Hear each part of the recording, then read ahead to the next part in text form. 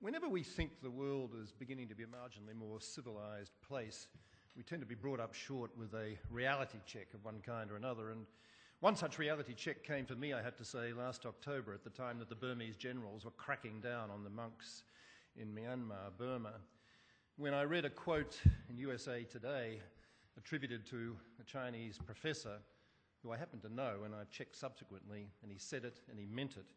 And the quote was this: "China has used tanks to kill people on Tiananmen Square.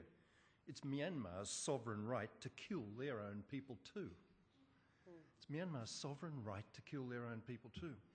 Well, that states about as starkly as you could possibly state it the particular problem with which the doctrine, the concept of responsibility to protect, is trying to address.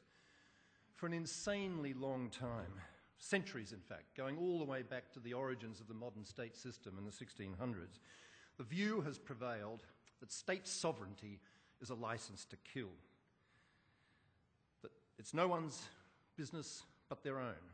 If states murder or forcibly displace large numbers of their own citizens, or allow atrocity crimes to be committed by one group against another on their soil.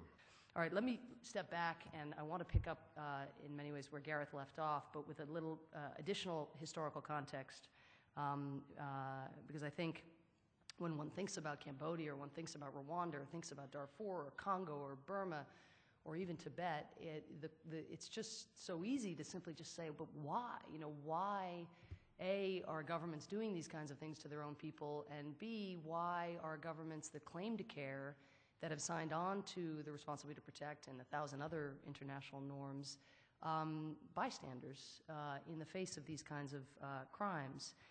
If you look at the response to prior cases of mass atrocity in the 20th century, before the late 1990s, you'll see that the cost-benefit calculus of governments, of democracies, cut in the same direction again and again. The costs of getting involved were seen to be greater than the non-costs of staying uninvolved, even when the massacres were of the scale of that carried out by the Khmer Rouge or that by the genocidaire in Rwanda.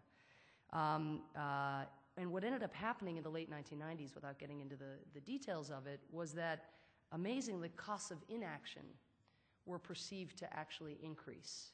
And governments started to say, you know what, actually, if we try to kick this can down the road, if we try to ignore this, it's actually going to come back and haunt us. It won't go away.